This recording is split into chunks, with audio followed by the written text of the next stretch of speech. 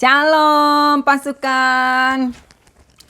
Tema kita malam ini langkah-langkah benar. Kita akan belajar dari seorang tokoh di Perjanjian Baru namanya Sakeus. Kita baca dulu Lukas pasal 19 ayat 1 sampai dengan ayat 10 ya. Lukas pasal 19 ayat 1 sampai dengan ayat 10. Ketika Yesus masuk ke kota Jeriko dan berjalan terus melintasi kota itu, di situ ada seorang bernama Sakeus, kepala pemungut cukai, dan ia seorang yang kaya. Ia berusaha untuk melihat orang apakah Yesus itu. Tetapi ia tidak berhasil karena orang banyak sebab badannya pendek. Maka berlarilah ia mendahului orang banyak lalu memanjat pohon ara untuk melihat Yesus yang akan lewat di situ. Ketika Yesus sampai ke tempat itu, ia melihat ke atas dan berkata, "Sakeus, segeralah turun, sebab hari ini aku harus menumpang di rumahmu." Lalu Sakeus segera turun dan menerima Yesus dengan sukacita. Tapi semua orang yang melihat hal itu bersungut-sungut, katanya, "Ia menumpang di rumah orang berdosa." Tapi Sakeus berdiri dan berkata kepada Tuhan, "Tuhan, setengah dari milikku akan kuberikan kepada orang miskin, dan sekiranya ada sesuatu yang kuperas dari seseorang, akan kukembalikan 4 kali lipat." Kata Yesus kepadanya, "Hari ini telah terjadi keselamatan kepada rumah ini, karena orang ini pun anak Abraham. Sebab anak manusia datang untuk mencari dan menyelamatkan yang hilang." Itu dia. Siapakah Sakeus? Di bacaan kita tadi jelas dikatakan kalau Sakeus itu adalah seorang kepala pemungut cukai yang kaya dan memiliki ukuran badan yang pendek. Kalau pendek apa disebut? Cebol ya? Ya, wow, small ya. Oke, Bang Sam. Ya, Sakeus itu dalam bahasa Yunani dia disebut Zakaios. Bahasa Ibraninya Zaki, tapi bukan Bang Jeki ya. Zaki, bukan Bang Jeki. Artinya yang murni dan saleh. Bahasa Aram disebut dengan Tasai. Nah, karena dia seorang pemungut cukai, waktu itu pekerjaan atau posisi menjadi pemungut cukai itu adalah posisi yang dibenci oleh sesamanya orang-orang Yahudi. Kenapa orang Yahudi benci dengan pemungut cukai? Karena menurut mereka pemungut cukai itu pengkhianat. Pengkhianat karena mereka bekerja untuk pemerintahan Romawi yang waktu itu menjajah mereka. Nah, jadi pada zaman Sakeus itu kota Jeriko, tempat di mana dia bertemu dengan Yesus, itu menjadi pusat produksi dan ekspor untuk balsam Mekah. Nah, karena hal itu, kedudukan Sakeus itu sebagai kepala pemungut cukai di kota itu sangat penting dan itu menghasilkan kekayaan yang luar biasa. Nah, menurut perikop kita tadi dari Injil Lukas, ketika Yesus masuk ke kota Jeriko, dia berjalan melintasi kota itu, Sakeus berusaha untuk melihat seperti apa sih Yesus itu yang sering dia dengarkan ceritanya. Tapi sayang, karena badannya pendek, dia tak bisa melihat Yesus. Makanya tadi dikatakan di situ dia berlari mendahului orang banyak lalu memanjat pohon ara supaya bisa melihat Yesus yang akan lewat di situ. Pelajaran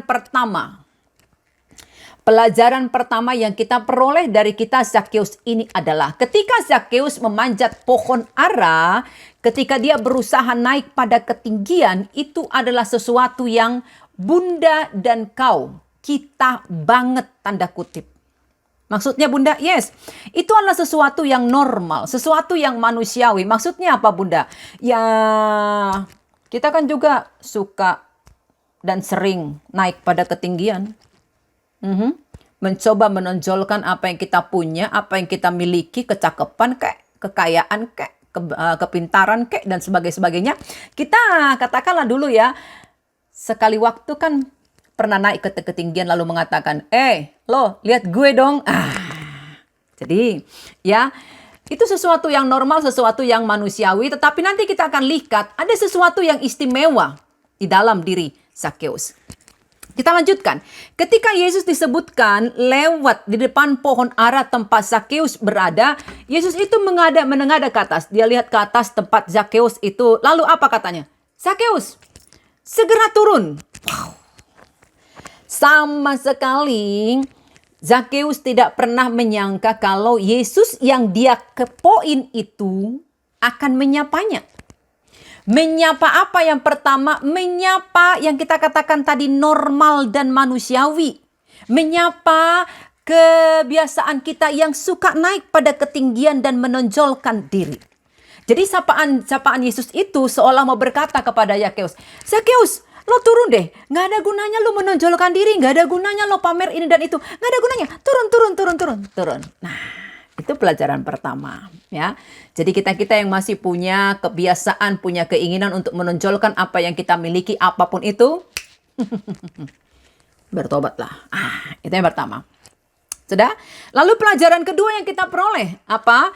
Yang pertama ya, pelajaran kedua yang kita peroleh adalah sesuatu yang luar biasa dan dahsyat ketika ternyata Tuhan itu ingat nama elo.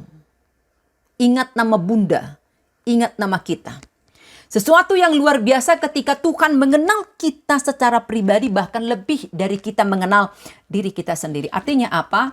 Nggak ada sesuatu apapun yang bisa kita tutupi dari Tuhan. Pada Bang Sam bisa Bunda tutupi sesuatu, pada Bang Bensin bisa Bunda tutupi sesuatu, tapi pada Tuhan tidak. Pada sesama kita bisa bersandiwara, pura-pura senyum padahal di dalam hati, ya kan?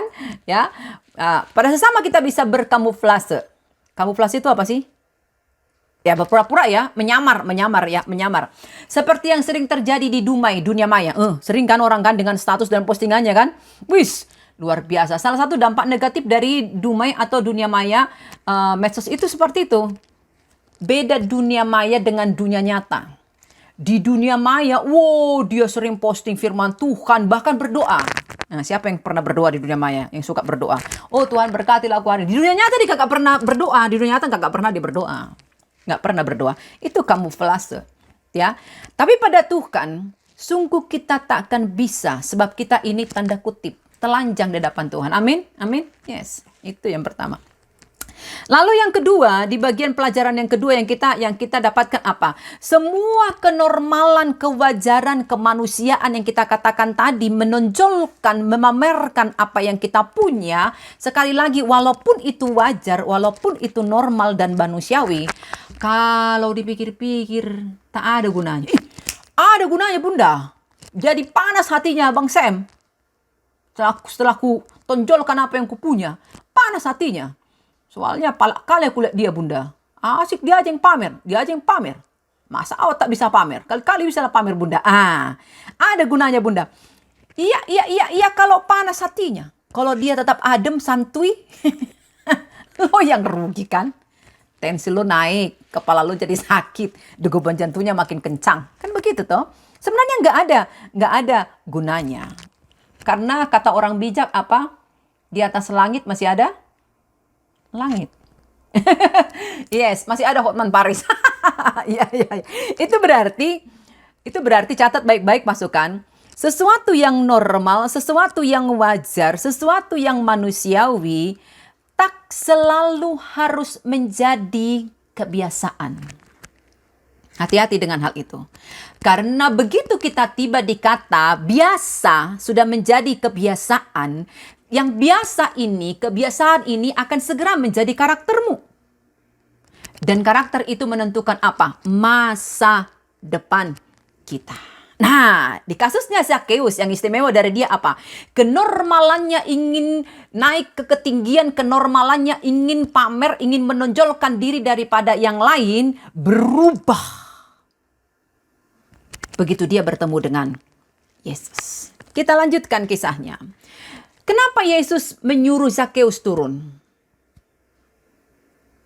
Karena Yesus hendak melakukan perkara besar dalam hidup Zakheus. Buktinya mana, Bunda? Lihatlah, apa kata Yesus? Sebab hari ini aku harus menumpang di rumahmu. Keren. Lu lihat, Zakheus itu tak sekedar disapa oleh Yesus, tapi dilawat. Lu ngerti arti dilawat? Dikunjungi. Jadi nggak cuma disapa lewat WhatsApp, tapi betul-betul dikunjungi oleh Yesus. Sekarang Bunda bertanya, Apa yang akan kau lakukan? Bagaimana responmu ketika hal ini terjadi dalam hidupmu? Artinya, ketika Yesus menyapamu, Samuel, aku mau numpang di tempat kosanmu. Kira-kira apa yang akan kau lakukan, Bang Samuel? Monggo Papi J. Monggo Papi J. Gitu ya. Apa yang akan kau lakukan ketika Yesus berkata, Samuel, aku mau melawat hatimu. Aku mau melawat hidupmu. Kumaha? Nanti dulu Tuhan. Ketahuan nih. Begitukah? Atau berkata, welcome Tuhan. Yang, haleluya kalau mengatakan welcome. Dulu di zaman Yesus pasukan, ada banyak orang yang disapa oleh Yesus, yang dijamah oleh Yesus kalau kau baca Alkitab ya, khususnya Perjanjian Baru. Tapi respon mereka tidak tepat. Dengan kata lain, mereka tidak merespon dengan langkah-langkah yang benar. Itu perbedaannya dengan Zakheus. Responnya dengan sapaan Yesus dan rencana Yesus untuk melakukan hal besar dalam hidupnya itu apa? Apa dikatakan tadi di ayat itu?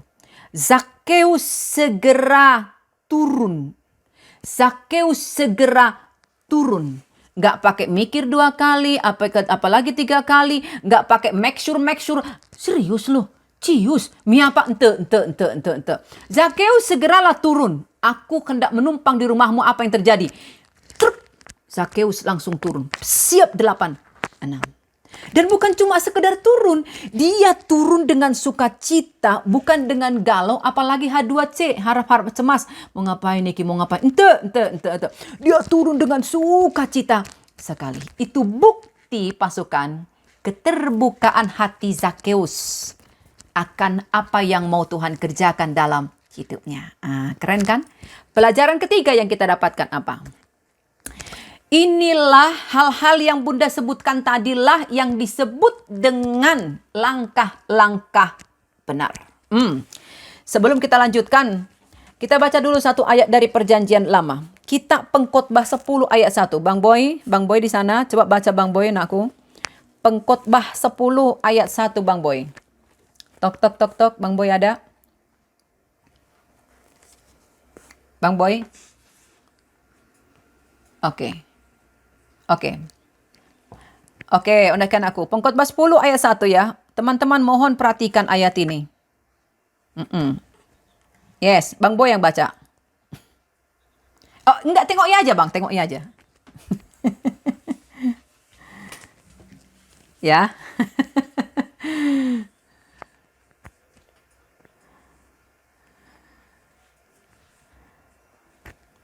Cakep. Berapa orang di antara kalian acungkan jempolnya yang sudah pernah membaca ayat ini atau mendengarkan ayat ini? Ada berapa orang?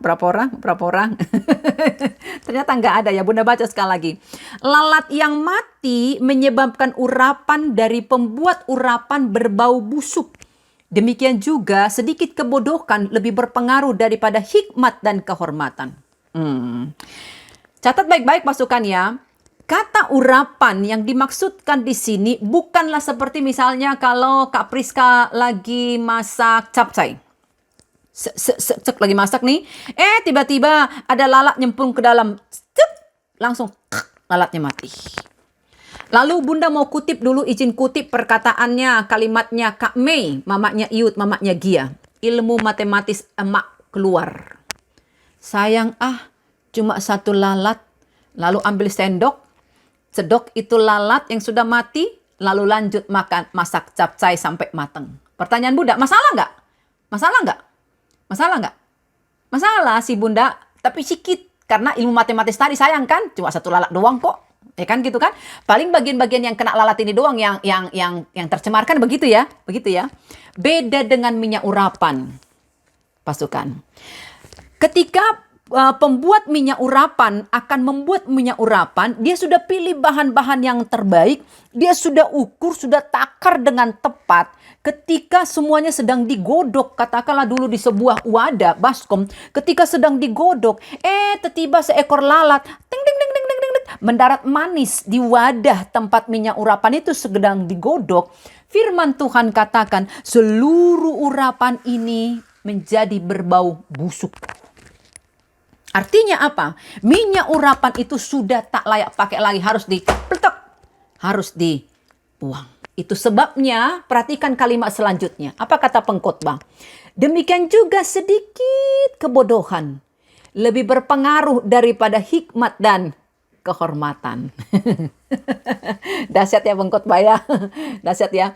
Ya. Jadi Bunda mau katakan begini, ada banyak orang termasuk anak-anak Tuhan pasukan yang mengalami lalat mati jatuh ke dalam hidupnya. Lalat jatuh dan mati di dalam hidupnya. Artinya apa? Ada banyak orang termasuk anak-anak Tuhan dengan sedikit kebodohan yang dia lakukan, dia akhirnya merusak seluruh pekerjaan Tuhan dalam hidupnya, bahkan merusak masa depannya. Betul? Yes. Merusak sesuatu yang sudah Tuhan siapkan, merusak sesuatu yang sudah Tuhan rancang begitu indah dan luar biasa dalam hidupnya. Ngomong-ngomong, kalian pernah nggak lihat orang tukang bangunan lagi membangun? Entah bangun apa lah itu. Pokoknya tukang bangunan lah. Bangun rumah kayak, bangun sekolah kayak. Pernah melihatnya? Tukang bangunan yang benar, tukang bangunan yang tepat, ya, yang ahli, dia akan sangat hati-hati ketika dia menyusun batu bata demi batu bata. Akan sangat hati-hati nih. Batu bata demi batu bata. Hati-hati, dia akan perhitungkan segala sesuatu. Sudah? Nggak cuma adukannya, tapi bagaimana dia meletakkan batu bata ini. Ahli bangunan, tukang bangunan yang benar-benar tepat, yang benar-benar serius dengan pekerjaannya, dia tidak akan mau asal-asalan. Kayak mana tadi Lek? Kau tonton tadi Lek, sepak bola itu Lek, tak mau ditengok, pokoknya leparkannya semen. Dia akan perhitungkan segala sesuatu. Gak gerasa gerusu, gak ceroboh. Kenapa? Pernah lu nanya kenapa? Karena ketika dia tidak hati-hati menyusun batu bata demi batu bata, maka akan terjadi apa? Kemiringan. Dan semua yang diletakkan di sesuatu yang miring itu akan rapuh. Rentan untuk ambruk, runtuh, dan hancur. Catat baik-baik pasukan. Demikian juga dengan hidupmu. Ketika kau meletakkan batu bata kehidupanmu dengan sembrono, yang penting asal diletakkanlah, gerasa gerusu ceroboh, asal-asalan, kehidupanmu berpotensi untuk roboh. Nah, misalnya yang masih ngejomblo nih, yang belum menikah nih ya. Kalau kau letakkan bensin batu bata pacaranmu, ya, perjalananmu dalam mencari teman hidup, kau susun batu batanya dengan sembrono, yang penting gue menikah, terbebas dari status jomblo. Maka catat baik-baik nakku, kecerobohanmu itu akan menghasilkan pernikahan yang rapuh dan berpotensi untuk ambruk.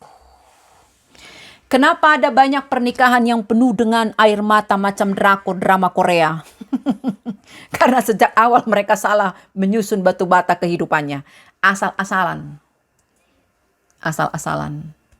Itu yang terjadi kepada klien Bunda 2 minggu yang lalu. Tapi Bunda bersyukur dia mau dididik, dia mau diingatkan. Lu nyusun batu batanya udah ceroboh tuh, perbaiki, bongkar. Udah pun mau menikah. Udah mau mertupul pun. Tapi dia mau membongkar batu bata ini, blubuk. Dan menunggu nanti dia akan menyusunnya kembali dengan benar, dengan tepat. Catat baik-baik, pasukan. Pernikahan yang dimulai dengan asal-asalan akan menghasilkan anak-anak yang cengeng, tantrum. Lu ngerti tantrum? Wow. Seperti itu. Pemberontak, penuh kebencian, dan sulit sekali untuk taat. Jadi yang sudah menikah, kalau anakmu ada seperti itu, cek kembali ke awal. Adakah batu bata yang salah sehingga terjadi kemiringan meskipun sekian derajat ya di dalam bangunan pernikahanmu? Itu sama dengan ketika kau meletakkan batu bata pekerjaanmu juga dengan sembrono, sing penting dapat nafkah, bodoh teuing caranya kayak kemana kek, bodoh amat dengan nasib orang lain, bangunan pekerjaanmu, bangunan karirmu akan rapuh dan mudah roboh. Tak ada rezeki yang didapatkan dengan cara menyikut orang lain akan bisa dinikmati dengan damai sejahtera, pasukan. Nggak ada ceritanya itu. Tidur pun kau tak nyenyak nanti. Kalau kau sikut bagian orang lain. Nah, sudah? Itulah alasannya, pasukan, semua spesial untuk kalian. Itulah alasan Bunda menolak ide dan pertolongan kalian spesial series, ya Cheryl, untuk menggolkan dapur Bunda Eta. Walau Bunda butuh duit. Tapi Bunda tak mau memotong dan menghancurkan jalan hidup orang lain yang baru saja dia mulai dan di situ Bunda ada. Bunda tak mau mendapatkan rezeki di atas kesulitan orang lain. Kenapa? Karena Bunda mau belajar seperti Zakheus. Melangkah dengan benar. Nah sekarang lo mengerti apa itu langkah-langkah yang benar? Ngerti? Satu keputusan, satu sikap, satu pikiran, satu tindakan yang sepresisi. Lu ngerti presisi? Yang cocok, yang sesuai. Seperti tukang bangunan menyusun batu batanya dengan benar dan tepat. Dan kalau bicara tentang langkah-langkah yang benar, pasukan, pertama itu adalah soal ini. Soal hati. Bagaimana hatimu itu bertimbang dengan benar, tidak ceroboh, tidak gerasa gerusu, tidak asal-asalan, tapi tepat seperti seharusnya dengan melibatkan Tuhan dan tidak pura-pura tidak tahu kebenaran. Ngerti kan maksud Bunda kan? Ya, karena lo sudah tahu kebenarannya. Dan itulah yang dilakukan oleh Zakheus. Kita lanjutkan. Ketika orang-orang yang menyaksikan dan mendengarkan dialog dan percakapan antara Yesus dengan Zakheus itu, apa reaksi mereka? Mereka bersungut-sungut. Ya ampun, dia menumpang di rumah orang berdosa. Ayat 7. Bayangkan sekitar bersungut-sungut. Ya ampun, menjijikkan banget. Dia numpang di rumah orang berdosa. Ya ampun. Gitu. Yang menarik, pasukan, respon Zakheus terhadap orang yang bersungut-sungut itu. Dia sama sekali nggak ngomel, dia nggak membela dirinya atau minta Yesus membelanya. Enggak sama sekali. Sekali lagi, Zakheus mengambil langkah-langkah yang benar. Apa kata Zakheus? Tuhan, setengah dari milikku. Wow, luar biasa ya. Kalau dia punya deposito 1 M, setengah dari milikku, ku kasih ke orang miskin. Wow. Setelah hatinya dijamah oleh Tuhan, Zakheus melepaskan harta yang selama ini mengikat hatinya. Dia bergerak menyerahkan harta itu pada orang miskin, dan itu menjadi istimewa karena tepat sasaran. Maksud Bunda apa? Zakheus tidak menyerahkannya ke sinagogi, tidak menyerahkannya ke bait suci, tidak menyerahkannya ke sintua, pendeta, imam, enggak. Dia serahkan langsung ke orang miskin yang memang membutuhkannya. Tepat sasaran gitu loh. Ya, ngerti maksud Bunda kan? Tepat sasaran. Harus jujur kita akui, walaupun dengan muka yang tertunduk dan perasaan malu. Seringkali apa yang kita kasih ke gereja, kita kasih ke gereja. Perpuluhan dari Kak Christine untuk pekerjaan misi. Tulus sekali Kak Christine memberikannya. Tapi sering sekali gereja salah mempergunakannya, bukan? Mereka sebut tetap misi, tapi misinya kemana? Ke luar negeri. Pelayanannya tetap ada. 1 hari, setengah hari malah. Sisa dari misi itu ngapain? Jalan-jalan, shopping, senang-senang. Salah sasaran kan? Salah sasaran kan? Zakheus sekali lagi melakukan langkah yang benar. Dia tahu kebiasaan di bangsanya. Ada banyak yang menyimpang. Maka dia langsung tepat sasaran. Plok! Orang miskin. Berhentikah sampai di situ? Enggak, pasukan, enggak. Apa katanya di situ? Sekiranya ada sesuatu yang kuperas dari seseorang. Dia kan pemungut cukai ya. Ada sesuatu yang kuperas dari seseorang. Dan ketika dia mengatakan itu, orang-orang di sekitarnya itu adalah orang-orang yang diperasnya, pasukan. Kalau ada orang yang kurugikan, orang-orang di sekitarnya itu adalah orang-orang yang dirugikannya. Mendengar itu, orang-orang di sekitarnya langsung begini. Kira-kira, ya belum puji Tuhan. Belum puji Tuhan. Kan sekiranya ada sesuatu yang kuperas dari seorang, mereka langsung, tuk, apa lanjutannya? Apa lanjutannya? Ya, tapi mereka udah. Lalu apa Zakheus bilang? Ku kembalikan 4 kali lipat. Langsung semuanya. Lu dengar? Lu dengar? Ya ada semacam apa itu namanya tuh yang di sinetron film-film itu. Yang macam-macam Lu mah kebanyakan nonton Indosiar kau bang. Oh cum, ya. Bensin kebanyakan nonton sinetron lu bang. Jadi ya. Lalu setelah beberapa detik mereka bengong. Nyadar kalau itu nggak mimpi. Mereka langsung, hore. Yang tadi bersungguh-sungguh, jijik dengan Zakheus. Sekarang peluk-peluk. Makasih. Jangan-jangan ada yang ngajak. Selfie dong. Lu ngerti apa yang mau Bunda katakan?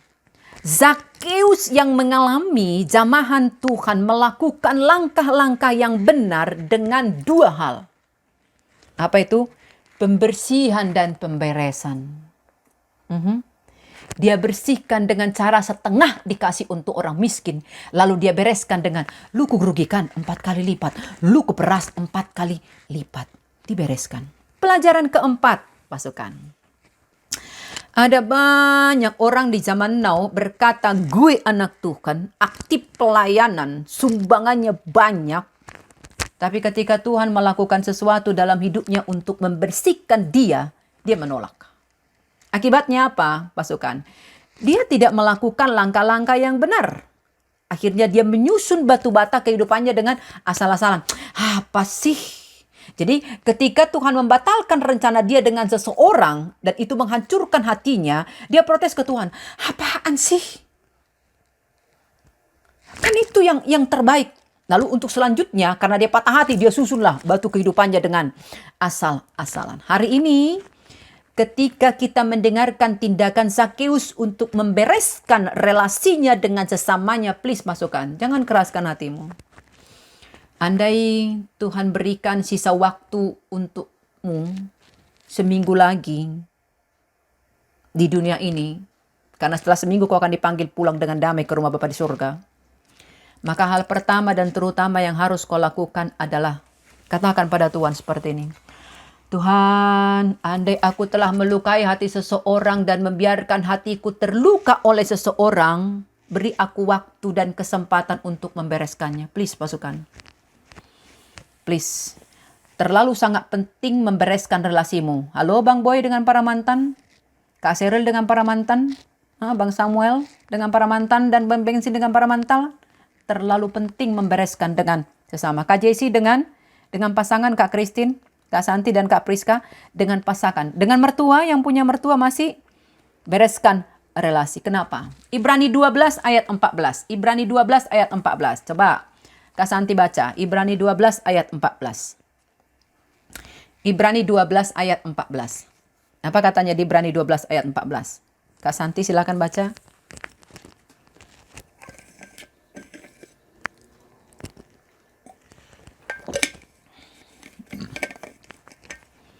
Bunda baca terjemahan bahasa Indonesia sehari-hari ya. Bunda suka membaca terjemahan bahasa Indonesia sehari-hari. Bahasanya itu enakan gitu loh. Berusahalah untuk hidup rukun dengan semua orang. Berusahalah juga untuk hidup suci. Khusus untuk Tuhan. Sebab tidak seorang pun dapat melihat Tuhan kalau ia tidak hidup seperti itu. Keren ya? Keren ya pasukannya? Keren. Kisah Zakheus adalah kisah yang fenomenal. Kenapa? Karena seseorang yang bernama Zakheus yang tadinya berada di bawah garis nol, setelah mendapatkan jamahan dari Tuhan melakukan lompatan iman yang luar biasa. Keputusan melangkah dengan benar. Maka akhirnya Bunda katakan kepada engkau, pasukanku, ya anak-anak oke. Berhati-hatilah di saat-saat terakhir ini. Kita nggak pernah tahu kapan Tuhan datang kedua kali. Jangan sampai imanmu mundur oleh karena tantangan, pergumulan, kesulitan, masalah, apa namanya itu. Belajarlah dari Zakheus dan menjadi Zakheus masa kini yang mengambil langkah-langkah yang benar, yang menyusun batu bata kehidupanmu dengan presisi, dengan tepat dan benar. Sarang heo, pasukan. Itu dari Bunda. Oke. Ada yang mau bertanya, ada yang mau protes, silakan. Lakukanlah dengan damai.